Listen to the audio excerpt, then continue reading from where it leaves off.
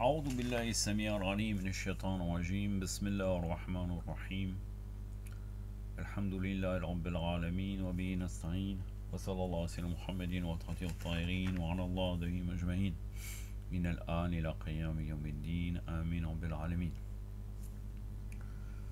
بسم الله الرحمن الرحيم اللهم كن لوليك الحجة ابن الحسن صلواتك عليه ورباه في عليه صاف كل ساعة وليا وحافظا قائدا وناصرا ودليلا وعينا حتى تسكنه وعدك ثوان وتمتعه في طويلا برحمتك يا الله. Commentaire de Dua Nudba, 29e partie. Une vidéo que j'ai intitulée Le combat perpétuel de l'imam Mehdi alayhi salam al-Jawaraja contre les ennemis. Il faut savoir une chose, que l'imam, qu'il soit occulté ou apparent d'une manière directe, dehors, l'imam combat toujours les ennemis et de nos jours d'une manière indirecte. Comment cela? À travers d'une manière cachée. Il peut soutenir certains penseurs, certains groupes, s'ils sont dans la vérité, inspirer des gens, et de toute façon il est tout à fait normal qu'il combat les ennemis, car il est la justice parfaite et l'application totale de l'ordonnance du convenable et l'interdiction du blâmable. Il n'est pas possible que ça serait arrêté dès qu'il est occulté. Donc il y aura toujours des gens qui auront le soutien de l'imam, Inch'Allah, et qui pourront être sous la guidance de l'imam d'une manière cachée, sans qu'on sache, qui combattent le mal, qu'il soit apparent ou caché, d'une manière cachée, c'est-à-dire même des combats spirituels. De toute façon, l'imam actuellement il combat d'une manière directe et surtout d'une manière indirecte, même au niveau spirituel. On pourra appeler cela, avec un langage moderne, la guerre froide. La guerre froide qui fait surtout référence à la période du XXe siècle entre l'URSS et l'Amérique, les USA. Mais en réalité, ce n'était pas une guerre, c'était une guerre froide, comme quoi c'est une absence de conflit, mais d'une manière cachée en réalité, d'une manière de conflit direct. C'était une véritable guerre, entre autres à travers soutien indirect au niveau de tel ou tel groupe pour renverser tel ou tel dirigeant. Par exemple, si vous regardez en Afghanistan, quand les Russes étaient en Afghanistan, les Américains ont soutenu les Moudjahidines, ceux qui ont combattu contre les Russes.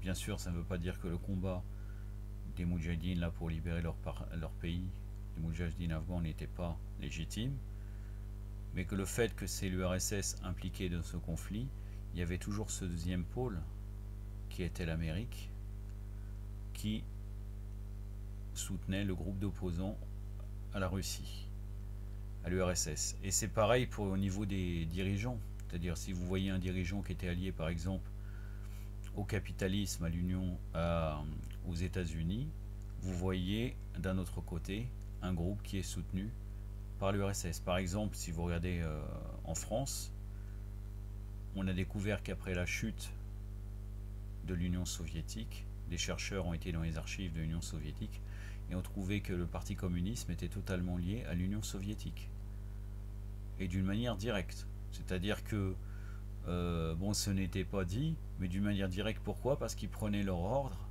d'un agent soviétique qui était en France et qui leur disait leurs directives qu'ils devaient faire. Et même quand les dirigeants du Parti communiste allaient en Union soviétique, ils rencontraient des hauts dirigeants de ce pays et qui leur donnaient les directives à faire. Donc en fait, c'était une soi-disant révolution et révolte permanente soutenue par l'Union soviétique, car on était dans un pays capitaliste. Et inversement et vice-versa. Donc en fait, en vérité, il y avait une guerre. Il n'y avait pas une guerre directement avec des armes entre l'Union soviétique nommée qui combat contre l'Amérique, mais d'une manière indirecte, il y avait une guerre aussi à travers d'autres pays. Donc en vérité, c'était une véritable guerre, c'est ça le message. Bien sûr, lors de la réapparition de l'imam, Aïssam al-Sharaja, ça sera une guerre claire et totale, à tous les niveaux, matériel, spirituel, à tous les niveaux.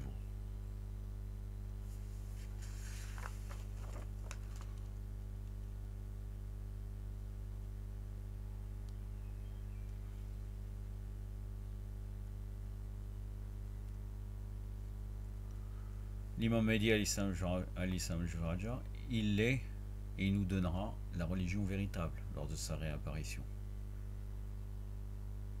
À l'opposé de tous nos manquements et des manquements des religions courant de pensée actuelles.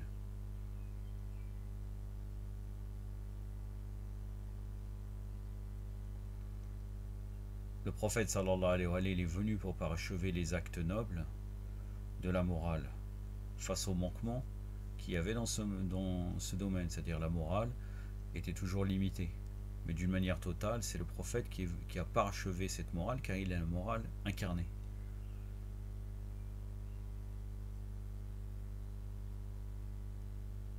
De la même manière, l'imam Mehdi nous donnera la religion totale.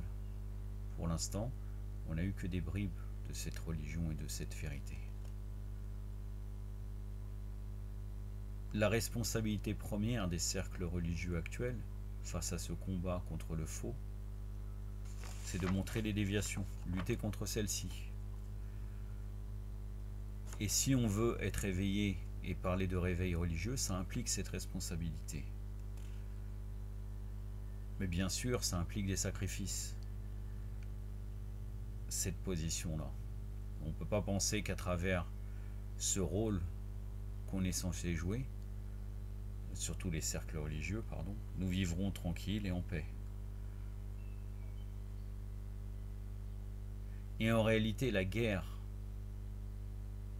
contre soi-même, contre les ennemis intérieurs même de la religion du schisme, ou extérieurs, c'est la meilleure chose pour s'éduquer soi-même. Le rôle des imams alayhi salam principal, ça a été d'enlever les voiles des gens pour qu'ils atteignent la vérité. Donc la lutte contre les déviations dans la religion, comme on le voit actuellement avec l'influence par exemple de Ibn Arabi dans les Hawza et Zindiq, l'influence du bakrisme à travers nos enseignements, la politique qui prime avant les hadiths de Ahl al-Bayt, tout cela, on devrait lutter contre cela. C'est notre rôle. Pour ceux qui jouent le rôle de prédicateurs ou qui sont dans les cercles religieux.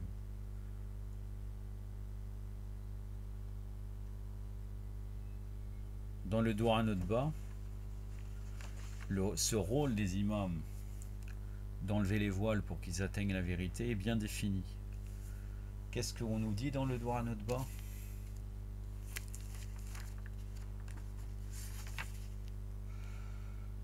ولا يزول حق عن مقاره ويبلغ الباطل على حاله, afin que le vrai ne cesse d'être établi.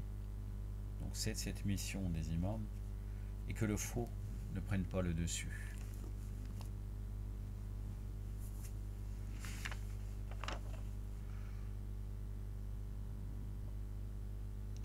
Être aveugle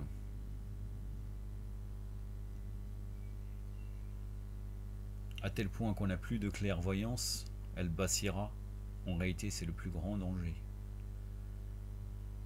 C'est pour cela que l'action de lutter contre les déviations est très importante. Il faut que nous ayons la basira pour pouvoir distinguer le vrai du faux. Donc les religieux doivent jouer un rôle dans cela. L'imam Ali alayhi salam a dit que prouver la vérité par ses preuves, ça c'est dans une de ses phrases qu'il y a dans Nahj al-Balagha, mais je donne le sens. Je ne donne pas le hadith exactement. Prouver la vérité par ses preuves peut être fait d'une manière extérieure et aussi d'une manière secrète, particulière, suivant le temps. Là actuellement nous avons les chaînes satellitaires, et suivant l'endroit où nous sommes, nous pouvons propager des programmes nous pouvons faire des Ossénia où nous allons démontrer et lutter contre le faux, mais quelquefois, dans certains trucs, dans certains endroits oppresseurs, nous faisons ça d'une manière secrète et particulière. Quelques personnes, secrètement, une organisation pour lutter contre la déviation. Mais en tout cas, on ne doit jamais délaisser cette mission. La pire des choses pour les chiites, mais pour les êtres humains en général, c'est de ne plus pouvoir distinguer ce qui est lumineux de ce qui est des ténèbres. Surtout à notre époque, où nous voyons que tout est mélangé.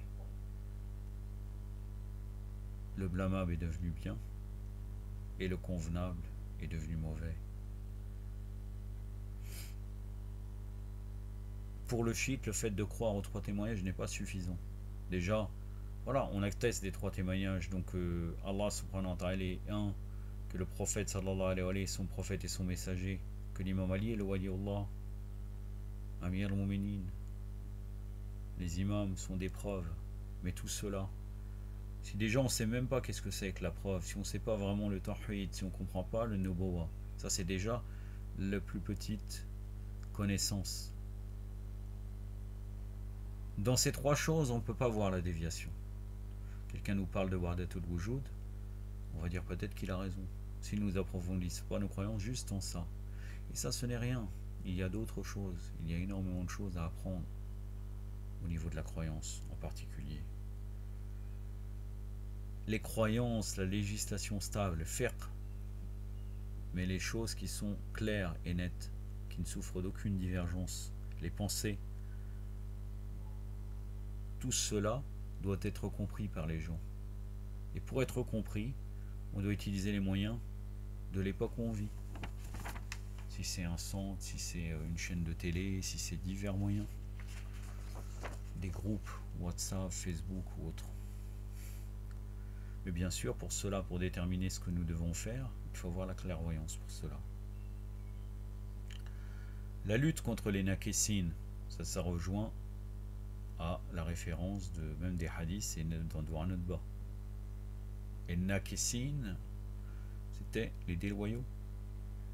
Ça concerne en particulier l'imam Ali face à Talha, Zubair et Aïcha lors de la bataille du chameau.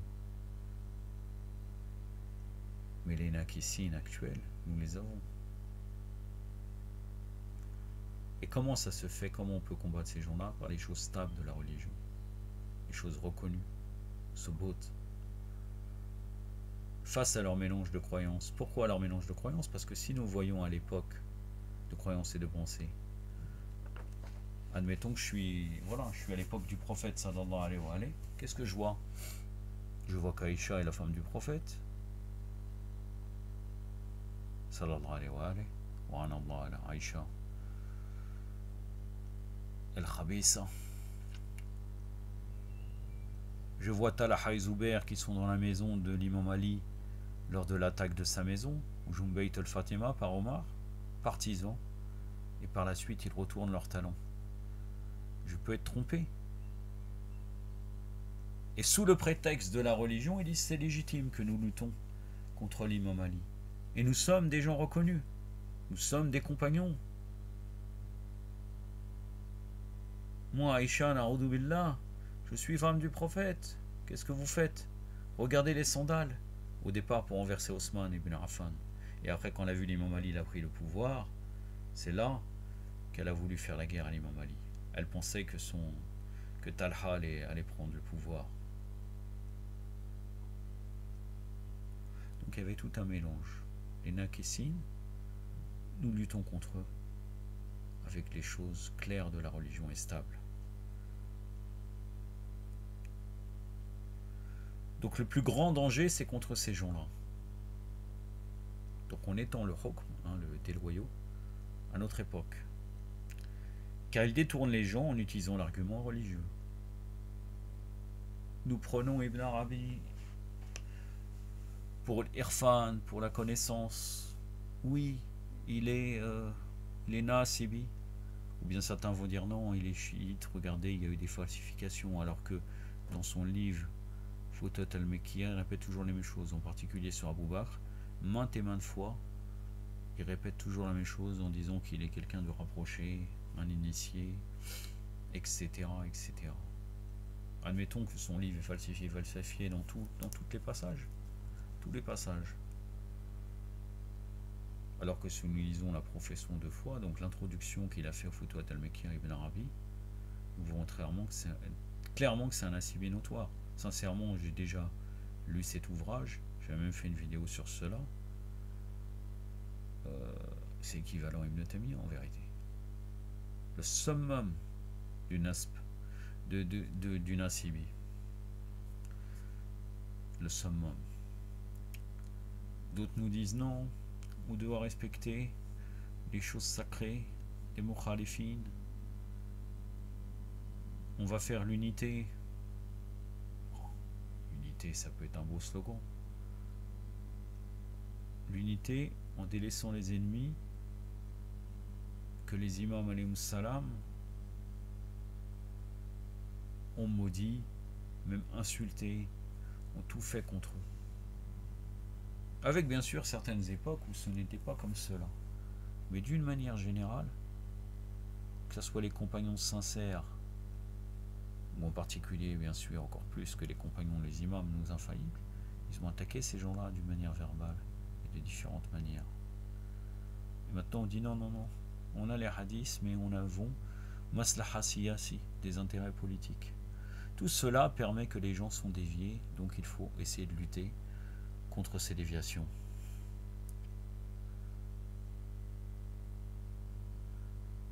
La base de la croyance et de la religion, c'est la connaissance.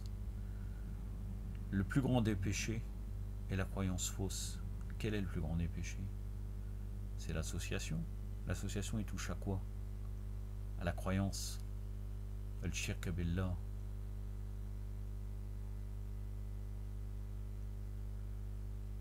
Les différentes religions et sectes dans le schisme par exemple, tout ça, ça vient de la dévotion et de la pensée et de la croyance déviée. D'où l'importance de lutter contre ces courants. Les qasitines, les oppresseurs, donc là ça concerne Muawiyah et sa troupe. Mais Muawiyah, nous avons des Muawiyah de notre époque, nous allons avoir des Muawiyah à l'époque de l'imam al-Hujja, c'est-à-dire dans sa réapparition, et Duhur al-Kubra, la grande réapparition. En vérité, ils viennent d'où? Ils viennent des Nakessines, des déloyaux. Les Nakessines, au départ, nous utilisons les arguments des religions, nous utilisons des arguments soi-disant contre les croyances saines, pseudo-religieux, et à la fin, ils passent à l'action contre la justice de l'imam. Et de notre époque, contre la justice de l'imam Mahdi. D'où l'importance de lutter contre cela. J'en ai fini avec ce que disait Cheikh Mohamed Sanad, mais je vais vous exposer, parce que c'est très important, ordonner le convenable, puisque c'est ça notre objectif là dans cette et interdire le blâmable dans cet exposé, et interdire le blâmable d'après le Coran et le Hadith. Il y a certains versets coraniques que j'ai omis volontairement, car en réalité c'est vraiment spécifique surtout aux imams. De toute façon, d'une manière réelle, certaines choses sont spécifiques aux imams, alayhim salam, ou aux prophètes. L'ordonnance du convenable et l'interdiction du blâmable, d'une manière totale, n'est que dans les mains des imams. Mais ça ne veut pas dire, encore une fois, que nous devons laisser tout faire. Il y a des versets, il y a des hadiths qui impliquent le fait que les croyants doivent ordonner le convenable, l'interdire en respectant les règles, bien sûr. Et l'imam Ali alayhi salam nous dit, c'est pas parce qu'on ne peut pas faire une chose qu'on n'en fait pas, qu'on peut pas faire une chose totalement, qu'on ne fait pas un petit peu. On ne pourra jamais délaisser totalement cette terre au corrompu. C'est impossible. Allah subhanahu wa ta'ala dans le Saint-Coran à différentes étapes pour nous parler. Assalamu alaikum ya Abdullah. à différentes étapes pour nous parler, et différentes manières pour nous parler de l'ordonnance du convenable et interdiction du blâmable. On peut dire premièrement, qu'est-ce qu'il nous dit? Il nous fait allusion à cet ordre, et il inspire chez les croyants le désir de le pratiquer. Allah subhanahu wa ta'ala nous dit dans Surat Luqman, et Hakim Luqman, alayhi wa Muhammad wa ali Muhammad, il a dit à son fils, ô mon fils, acquitte-toi de la prière, ordonne les bonnes actions et empêche celles reconnues mauvaises, et supporte patiemment ce qui t'arrive. La sourate 31, verset 17.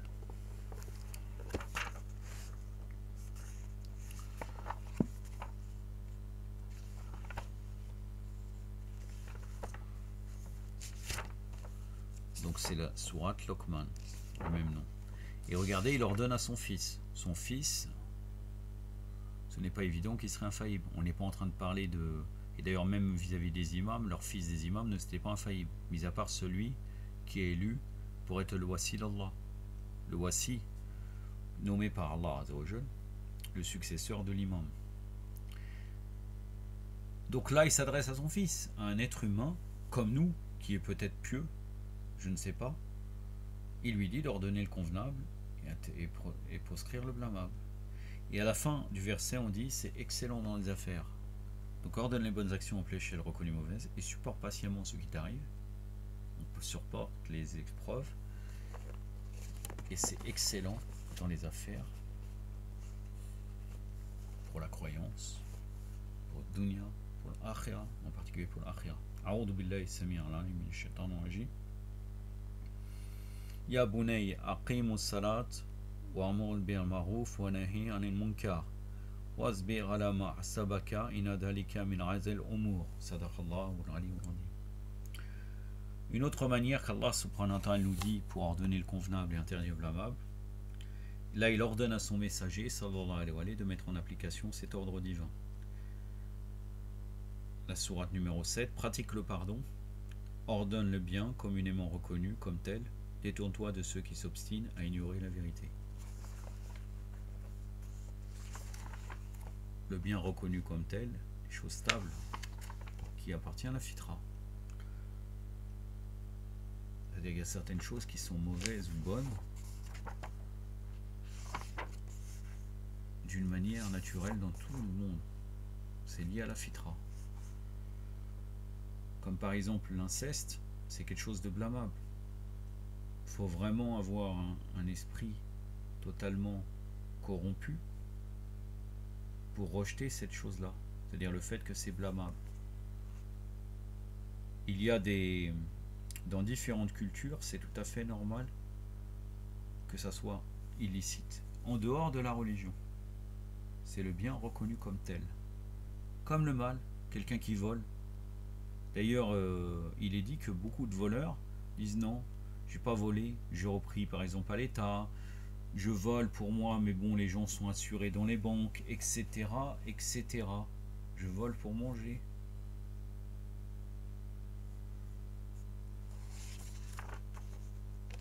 Mais en réalité, tout ça, c'est des choses qui sont reconnues comme telles. Parce qu'après, il y a un autre verset que je vais vous citer, qui va dans ce sens-là, qui parle aussi du mal reconnu comme tel. Après, le rôle des prophètes, bien sûr, c'est de établir une législation et revenir à la fitra, à la nature innée de l'être humain. Donc le verset 199 de la sourate Al-Araf. A'udhu billahi samir al-ghalim minash shaitanir rajim. Khudil afwa wal mur bil urfi wa arid anil jahilin. Sadaqallahu al-aliyyul azim. Un autre des versets. Pour ceux qui suivent le messager, le prophète ne sachant ni lire ni écrire. Bon. Et le ummiya. On n'a qu'un problème de traduction. Je ne sais pas pourquoi il a été marqué ummi. Peut-être al-qara. Je ne sais pas pourquoi ce n'est pas ni lire ni écrire. Ni lire ni écrire devant les gens. Mais il est évident que le prophète n'a pas ce manque. Hein?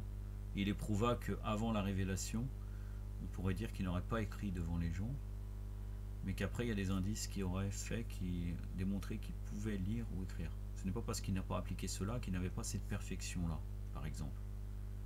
Il a utilisé cet argument-là pour prouver aux gens que le miracle, le Coran, c'est pas lui qui l'a écrit.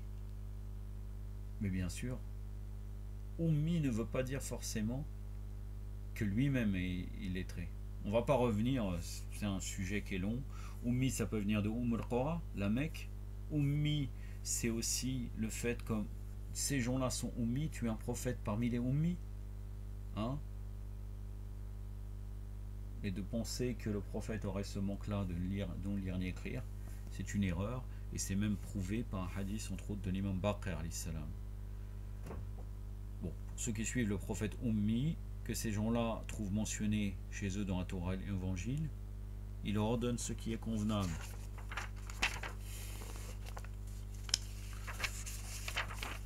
Il leur interdit ce qui est blâmable, il leur rend licite les choses bonnes et pures, il leur interdit tout ce qui est mauvais et impur, et leur ôte les liens et les carcans qui pesaient sur eux.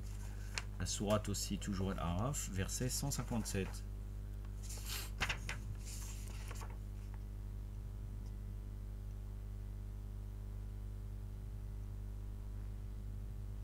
Jusqu'aux 2 tiers du verset.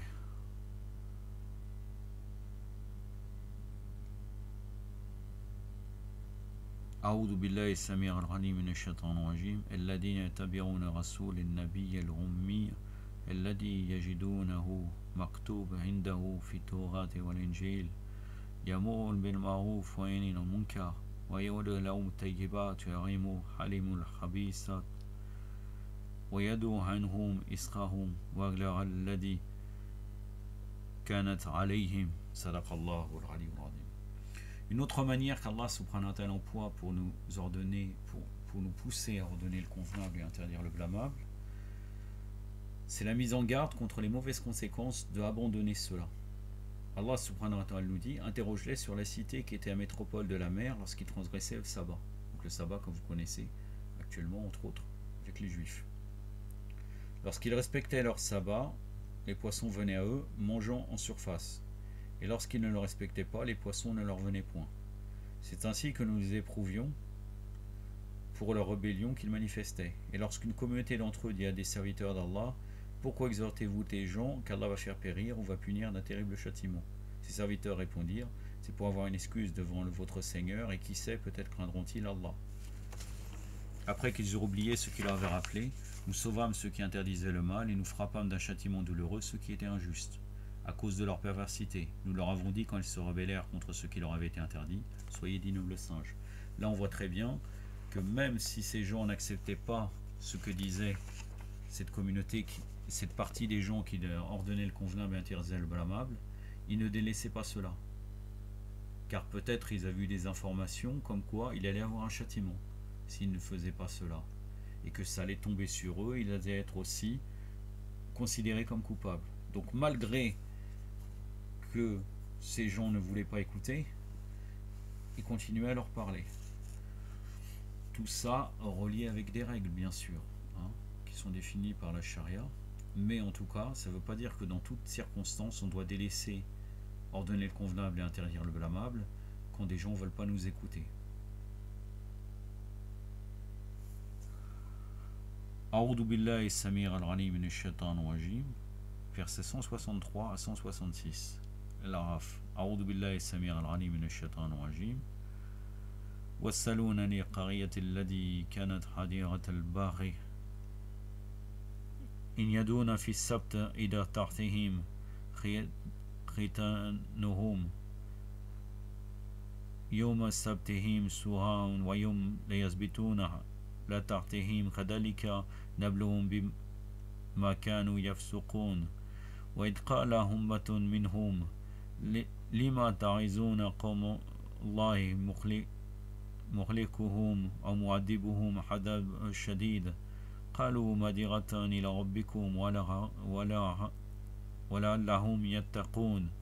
فلما الناس ما ذكر به أنجينا الذين ينهون عن السوء وعدنا الذين ظلموا بعبدهم بئسا بما كانوا يفسقون. فلما أتى وما عنه قلنا لكم كونوا قردة خاسرين. صدق الله العلي العظيم.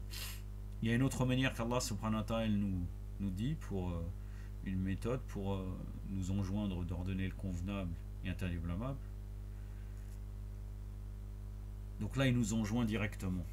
la pratique de l'ordonnance du convenable et l'interdiction du blâmable. Dans ce verset, par exemple, ceux qui, si nous leur accordons le pouvoir sur la terre, s'acquittent régulièrement de la prière, donnent l'aumône légale, prescrivent le bien à un aliment reconnu comme tel et proscrivent ce qui est un aliment réprouvé, c'est Allah qui détient la destinée des choses. La sourate 22, le verset 41. Bien sûr, le pouvoir ne peut être donné uniquement qu'avec l'autorisation de l'imam. C'est l'imam qui va... C'est la sourate al-Hajj, le verset 41. Donc là, en particulier, ce verset concerne Ahlul Bayt alayhim salam.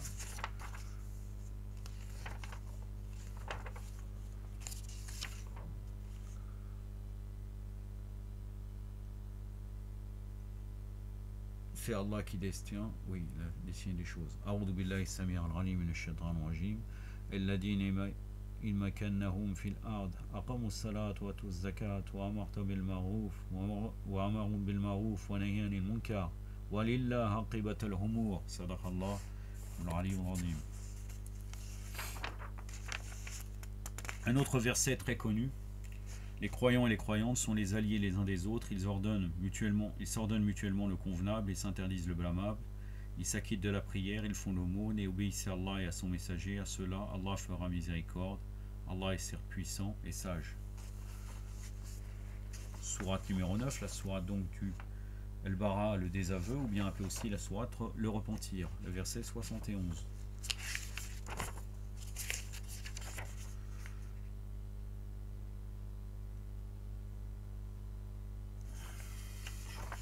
Sourate, verset 71, oui exactement.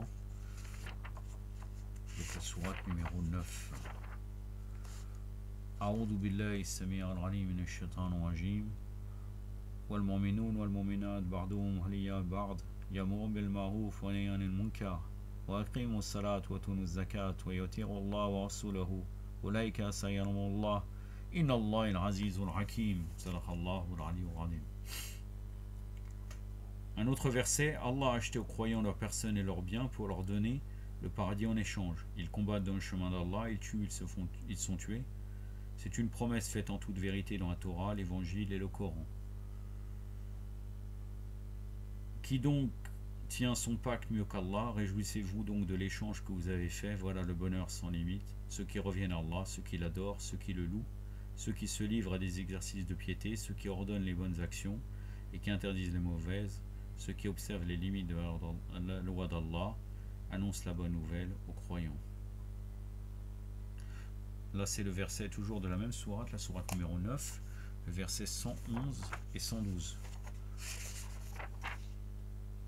A'udhu billahi as-sami' al-'alim minash shaitanir rajim. Inna Allah astaha minal mu'minina anfusahum wa amwalahum bi anna lahum jannatin yuqatiluna fi sabilillah فيقتلون ويقتلون وعدا عليه حقا في التوراة والإنجيل والقرآن وما أوفى بعهده من الله فاستبصروا ببيعكم الذي بيعتم به وذلك هو الفوز العظيم. الطيبون العابدون الحامدون السائحون الراكعون الساجدون الآمرون بالمعروف ونهون عن المنكر وافدون عدول الله وبشير المؤمنين. صدق الله العلي العظيم. Maintenant, nous arrivons au hadith.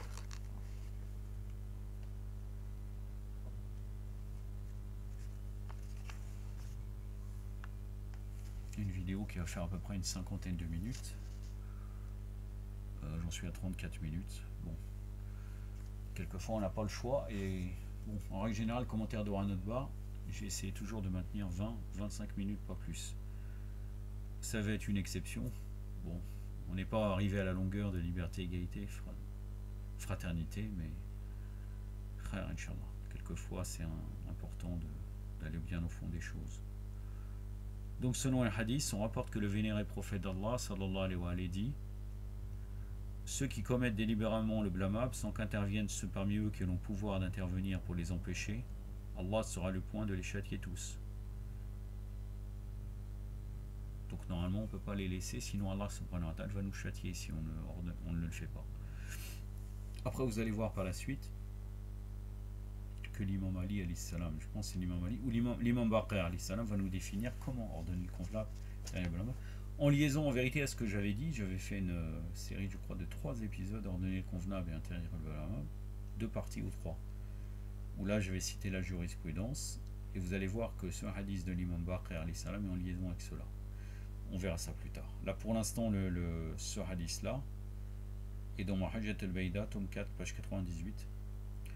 Un autre hadith, le vénéré prophète sallallahu alayhi wa sallam dit: ordonnez le bien et interdisez le mal, sinon Allah Tout-Puissant rendra maître de vous les malfaiteurs parmi vous, et alors les supplications des pieux parmi vous ne seront pas écoutées. Donc pour le croyant, c'est très important d'ordonner le convenable et interdire le mal. Hajjat al-Bayda, tome 4, page 99, El-Kafi, tome 4, page 56.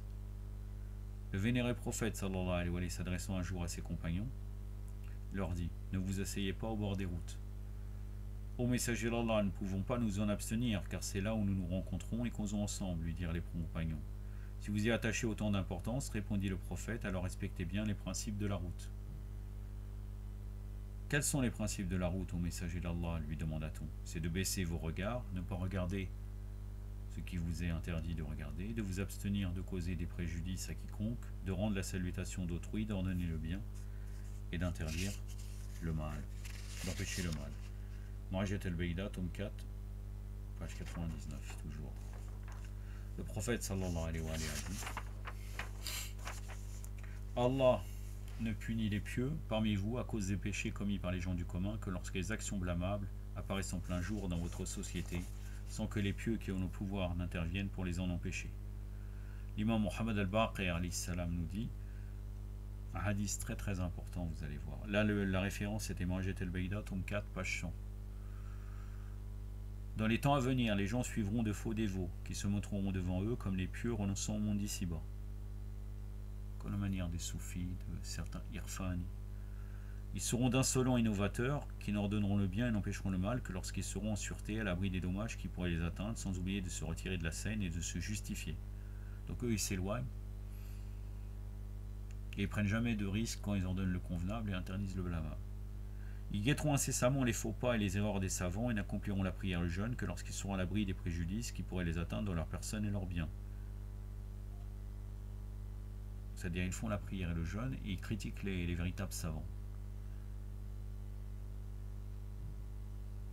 Mais ils font la prière et le jeûne lorsqu'ils sont à l'abri des préjudices qui pourraient les atteindre. Mais lorsque l'accomplissement de la prière leur causera du préjudice dans leur personne et leur bien, ils renonceront à sa pratique comme ils l'auront déjà fait en ce qui concerne le meilleur des ordres divins. C'est-à-dire eux, ils sont retirés de ce monde et ils délaissent l'ordonnance du convenable et l'interdiction de mal, qui consiste à ordonner le bien et interdire le mal, et dont l'accomplissement aboutit à l'établissement des autres ordres divins. C'est-à-dire que si on n'ordonne pas le convenable et n'interdit pas le blâmable, les autres ordres divins, en vérité, on ne peut même pas les appliquer. Très difficile de les appliquer dans leur complétude. En réalité, ce sublime commandement divin d'ordonner le bien et d'empêcher le mal constitue la ligne de conduite des prophètes et la manière d'agir des vertueux. Car c'est par l'accomplissement de cet ordre divin que les autres ordres et obligations seront bien établis, les gens des différentes couches sociales vivront en paix, les bénéfices seront licites, les droits seront restitués, la terre sera bien exploitée, les ennemis abaissés rendront tout ce qu'ils devront rendre et toutes les choses seront bien en règle. Alors désavouez rigoureusement par votre cœur et votre bouche le comportement de ceux qui font le mal, et n'ayez à craindre le blâme de personne. Hajjat al-Bayda, tome 4, page 102, El-Kafi, tome 5, page 56. En réalité, je me suis trompé, donc ça va être dans le hadith de l'imam Ali qui va définir comment ordonner le convenable et interdire le blâmable. L'imam Ja'far Sadiq alayhi salam nous dit: toute communauté n'a le mérite d'être glorifiée que lorsque les plus faibles des siens peuvent faire respecter leurs droits et par les plus forts sans avoir à craindre personne. C'est-à-dire, ils ordonnent aux forts ce qui ne va pas, et ils ne craignent rien. Hajjat al-Bayda, tome 4, page 103, El-Kafi, tome 5, page 56. L'imam Sadiq alayhi salam nous dit aussi: malheur à ceux qui renoncent à obéir à Allah dans son commandement d'ordonner le bien et d'interdire le mal. Même référence pour El-Kafi que précédemment. L'imam Muhammad al-Baqir alayhi salam nous dit: quel mauvais homme que ceux qui diffament cet ordre d'Allah, celui d'ordonner le bien et d'empêcher le mal. C'est-à-dire eux ils critiquent, ils disent pas normal d'ordonner le convenable et d'interdire le blâmable en trouvant des prétextes. Oui, ils font de la diffamation. El-Kafi, tome 5, page 57. L'imam Ali alayhi salam nous dit: serviteur d'Allah, vous n'êtes malgré ce que vous pouvez espérer de ce monde que des hôtes temporaires, des débiteurs en instance. Le délai peut se raccourcir, mais les actes demeurent. Il se peut qu'un travailleur persévérant gaspille ses efforts et qu'un acharné soit perdant. Vous êtes dans une époque où le bien tourne de plus en plus le dos, où le mal gagne de plus en plus de terrain et où Satan redouble d'efforts pour précipiter les hommes dans le péril. En ces moments, les armes de Satan se sont multipliées, ses traquenards se sont étendus et sa proie est devenue à sa portée. Jette ton regard où tu voudras, tu ne verras qu'un pauvre se débattant dans la misère, un riche ayant échangé les bontés d'Allah contre la mécréance, un avare s'étant accaparé de ce dont Allah avait droit sur sa fortune et se croyant enrichi par son geste, ou un orgueilleux prétentieux qui se bouche les oreilles pour ne pas entendre les exhortations au bien. Où sont donc les meilleurs et les vertueux parmi vous? Où sont donc les nobles et les généreux? Où sont ceux qui craignent de souiller leurs mains par un bien mal acquis et qui sont heureux dans leur croyance? Ont-ils donc tous quitté ce monde vil, ce monde inquiétant? Êtes-vous nés parmi des gens vils qu'on ne désigne qu'avec mépris et que l'on préfère ignorer? Nous sommes à Allah et vers lui nous retournerons. Inna lillahi wa inna ilayhi raji'un.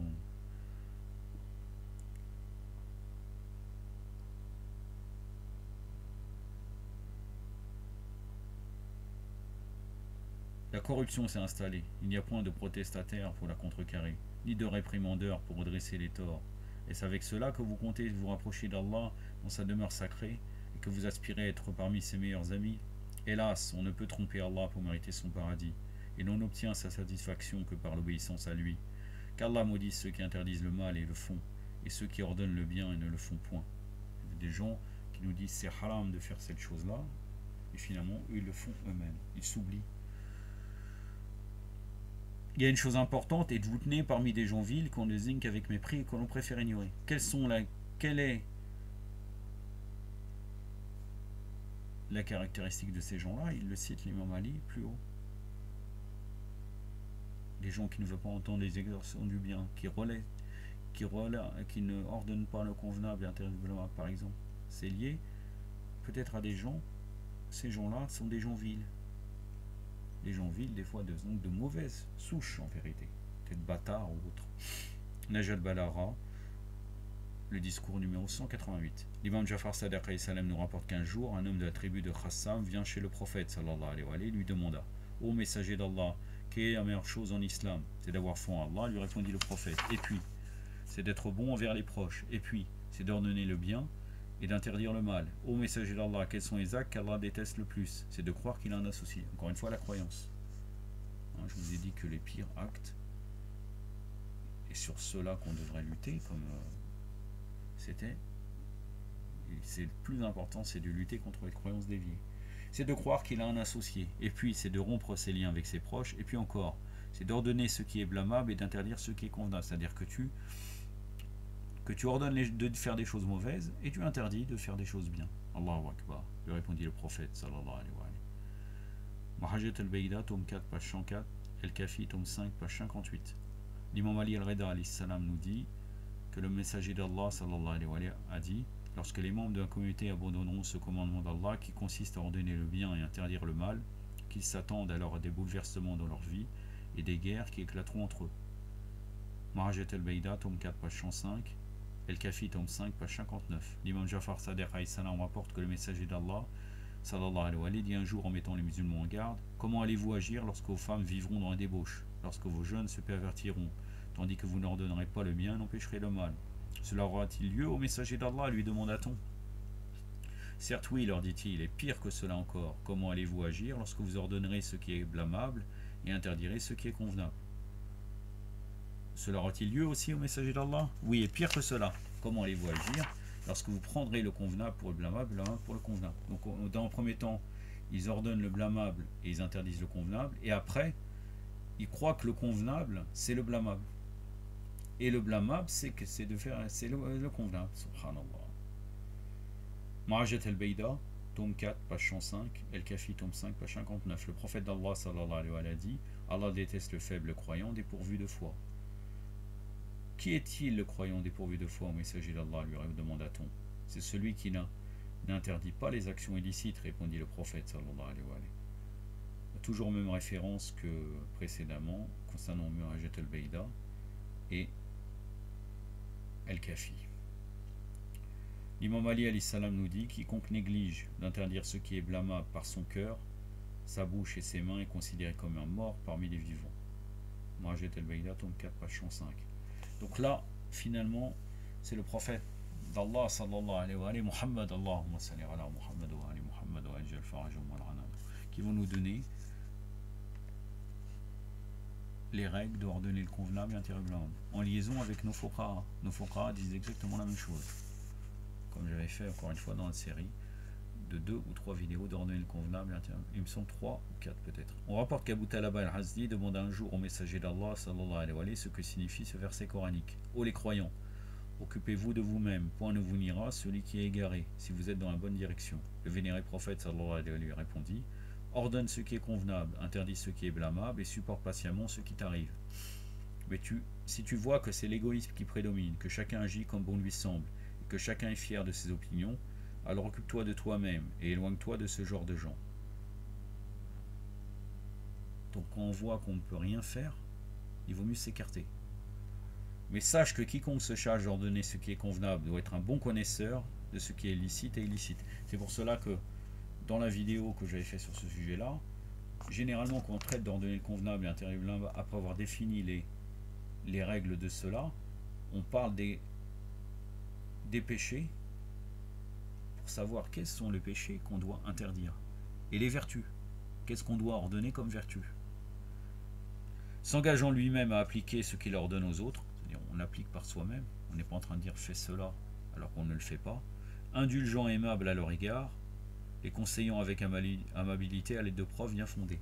Ça dépend. Nous trouvons d'autres hadiths, entre autres récemment j'ai lu cela, où il est dit que quelquefois nous pouvons supprimer le mal avec la douceur, mais parfois ils disent qu'il faut cautériser. Comme une blessure, on doit cautériser, c'est-à-dire brûler pour pouvoir soigner, pour éviter que ça s'infecte. Donc là, on prend des mesures restrictives et coercitives contre la personne qui est la source du mal.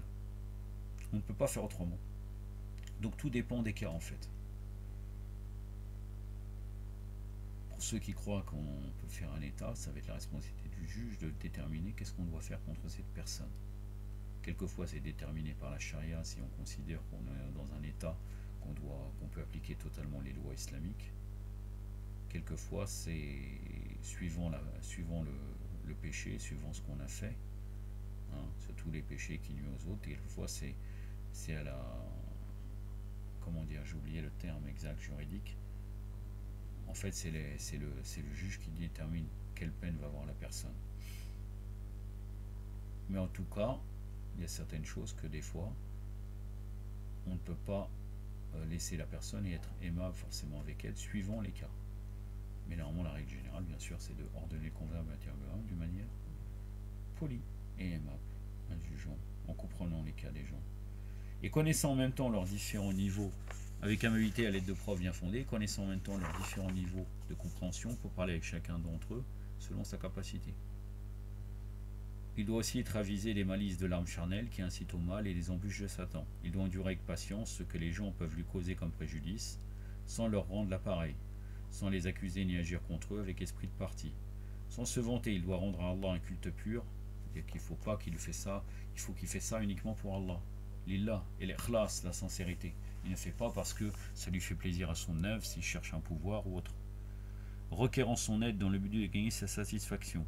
Alors, s'ils le contredisent et dérogent à la vérité qu'il leur présente, il doit agir avec patience, mais s'il prête attention à ses prédications et se range à ses opinions, il doit être reconnaissant tout en se remettant à Allah. C'est-à-dire, encore une fois, pour éviter que les gens vont dire on accepte ce que tu dis, tu es un grand shir, ou tu es une grande personnalité, toi, vraiment, tu as beaucoup de qualités. Il doit dire tout ça, je me remets à Allah, ça vient d'Allah. Car sinon, il se détruit lui-même. Les gens qui font ces louanges sont en train de le détruire en vérité. Et on peut chercher, on peut voir dans notre entourage comment ça se passe malheureusement, notre entourage proche pour tout le monde, et réfléchir sur cela. Si on n'a pas d'entourage place, on réfléchit à comment certains chers, chouyours, prédicateurs tombent avec le temps. parce que les gens se gagnent leur opinion, et là on va continuer, continue, et à la fin on fait plus pour Allah, on fait pour maintenir notre nefs, le pouvoir, des fois l'argent ou autre. Il doit être reconnaissant tout en remettant à Allah, sans oublier d'être vigilant vers ses défauts. Marajat al-Baïda, tome 4, page 109 et 110. L'imam Ali alayhi salam nous dit: ne manquez point de recommander la pratique du bien et le rejet du mal, sous peine de subir la domination des méchants et de voir vos invocations non exaucées. Naj al-Balara, 422. Il dit aussi: ordonner ce qui est convenable, interdire ce qui est répréhensible sont deux caractéristiques d'Allah. Car en réalité, l'ordonnance du convenable et l'interdiction du blâmable, d'une manière totale, est en les mains de qui? Allah subhanahu wa ta'ala, le prophète, les prophètes et les imams infaillibles, alayhi salam. Le reste, ça sera uniquement partiel. Donc c'est pour ça, c'est les caractéristiques d'Allah pour ordonner le convenable et interdire le mal totalement, sous peine de subir la domination des méchants et de voir vos invocations non exaucées. Donc on doit recommander la pratique. Non, pardon. Ordonner ce qui est convenable et interdire ce qui est répréhensible sont deux caractéristiques d'Allah, gloire à lui. S'y conformer n'abrège point la vie et n'élimine pas la fortune. C'est-à-dire on a une baraka. Naj al-Balara, il y a même une protection finalement. Naj al-Balara, 219. Blâmant les rebelles, l'imam Ali alayhi salam dit: Allah n'a maudit les générations précédentes que parce qu'elles avaient cessé d'ordonner ce qui est convenable et interdire ce qui est répréhensible. Allah a maudit les pervers pour leur désobéissance et ça dans indulgents pour ne s'y être pas opposés. Naj al-Balara, 299. Je termine par deux hadiths aussi. L'imam Ali alayhi salam nous dit aussi: je me plains à Allah de ces gens qui vivent dans l'ignorance et meurent égarés. Pour eux, rien n'a moins de valeur que le livre sagement compris, et rien n'est aussi cher que son contenu s'il est déformé. Rien n'est aussi haïssable pour eux que le bien, et rien n'est aussi courant que le mal. C'est-à-dire ces gens qui sont ignorants, ils meurent égarés. Donc encore une fois, la croyance. Ils ne comprennent pas le Coran correctement. Donc ils déforment leur sens. Ils détestent le mal, ils détestent le bien en vérité, et rien n'est aussi courant que le mal, à cause de leur ignorance. Imam Hussein alayhi salam annonça lors de son soulèvement, là où est la référence là, Naj al-Balara 60. L'imam Hussein alayhi salam annonça lors de son soulèvement contre Yazid ibn Muawiyah: je ne me suis pas soulevé de gaieté de cœur, ni pour une quelconque insatisfaction personnelle, ni par subversion, ni injustement. Je me suis soulevé pour réformer la Ummah, communauté de mon grand-père, le messager d'Allah, pour commander le bien et interdire le mal, et poursuivre les traces de mon grand-père et de mon père. Ça c'est dans la révolution de l'imam Hussein, donc Surat al-Hussein de Mohammed Mehdi Shamsuddin, la page 178. En réalité, il y a énormément de choses à dire sur ça. C'est vrai qu'en vérité, c'est un sujet qui pourrait être traité. Souvent on le traite, ça, on dit ça rapidement. Je crois même que c'est dans les lettres de l'imam Hussein alayhi salam avant d'arriver à Karbala qu'il a dit cela.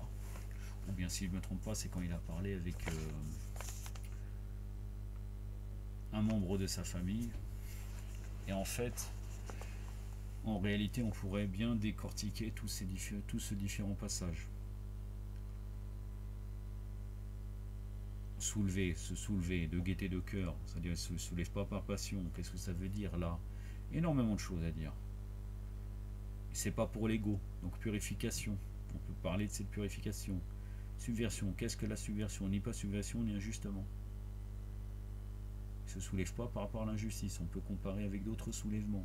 Énormément de choses à dire, mais le temps nous manque pour parler de cela. Et quelquefois on se demande dans les discours de l'imam Hussein alayhi salam qui sont donnés dans les Husseiniya, les Majalis, quel est le rapport réellement avec ce qui doit être dit sur l'imam Hussein, malheureusement. Yaktafi badal qadr, wa sallallahu alayhi wa Muhammadin wa atrati wa ta'irin. Qu'Allah nous donne le tawfiq pour pouvoir ordonner le convenable et interdire le mal comme il se doit, pour ne pas être manquant à ce devoir. بأقرب فضل العباس والسلام عليكم ورحمة الله.